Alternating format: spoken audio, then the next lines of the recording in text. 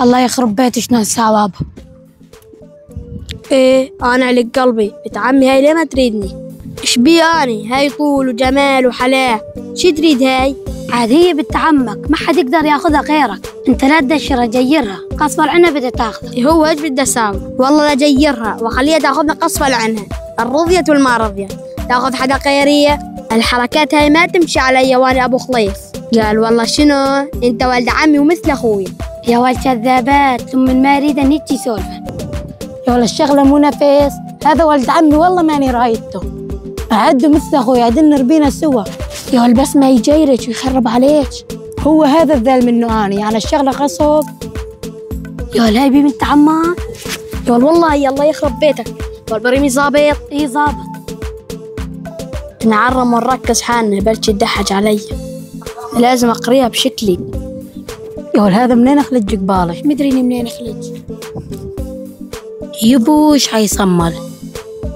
يا ول هايش بلاها. الله ياخذك، شوف بنت عمك حد سلام ما سلمت عليك.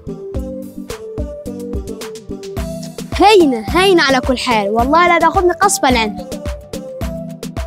إيه العامة ماني قدرانة أبين شي قدام هاي بنت عمي هانت كرامتي ولاصتني لوص، علوانها بس قايلة السلام عليكم، بسيطة على كل حال، دواج عندي.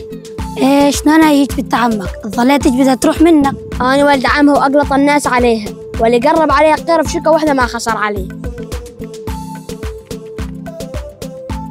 يا ابو احمد. تفضل ابو جاسم. احنا جايين نطلب ايد بنتك لوليدي جاسم. والله 100 اهلا وسهلا، نشرف بكمه. طبعا ابو احمد احنا مدفوع سياقنا اسبوع على حساب كل عمامها، نعقد العقاد ولما ابو حدا مجير احنا من بعدهم. كلامك معدل ابو جاسم وما ابو غلط، وان شاء الله يصير اللي تريدونه. تفضل مشربهم شاي. تفضل يا شيخ، السياق مفصول، اكتب. يا ول هذا عقد العقاد، يا الله معقول هذا دشار؟ والوين هذا على اساس دي جير؟ الله ياخذه، شايف سوالفه كلها كذب، لا جير ولا شيء. والله لو صركم الدنيا لوص تعقدون عقادات، ما وينهم هذول؟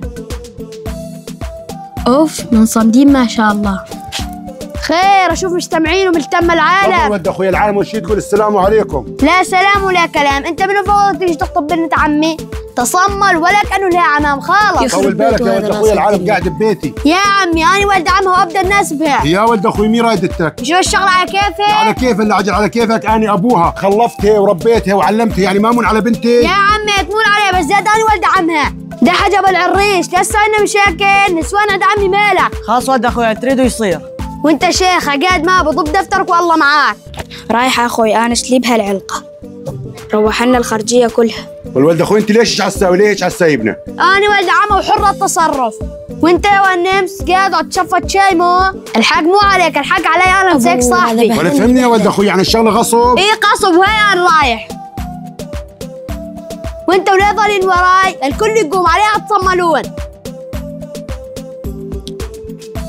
لا حول ولا قوة إلا بالله العلي العظيم.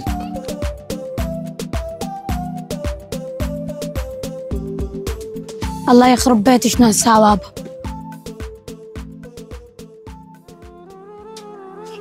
يا الله شنو نساوي هذا؟ ما عاد تبطل هالعادة هاي، لا أبو مخافة من الله ولا شيء. آخ يا ربي دخيل. يا يبا هذا شنو سوى ولد عمي؟ مو حرام عليه؟ آخ يا بنتي، قال لي مو حرام عليه، عادة ساري بأكثر البشر وما عاد تبطل لليوم هذا.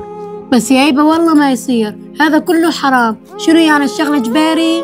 لما المالك نفسي يا يبا بأجله تقدر تاكلها؟ اي والله العظيم حرام، والله لا يلاحق كل شي واحد يلحق هالشغلات هاي، يأب يخلف ويربي ويكبر وما يمون على بناته.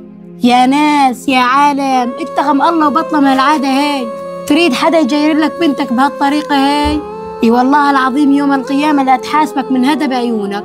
فرحان قال والله جيرت بنت عمي، يخرب بيتك شنو نفسك عتقول لك ما تريد ولسه مجير. على كل حال يا بس تسمح لي انا اروح على ولد عمي واعرف اسولفه. وليا بنتي جدي غير، روحي ان شاء الله بس ان شاء الله يلين وياك، بس هاي عادة ما تبطل كل العمر. اخ يا ولد بس بدي اعرف شنو نفسك لما بنت عمك تقول لك ماني رايد وتقول لهم جير.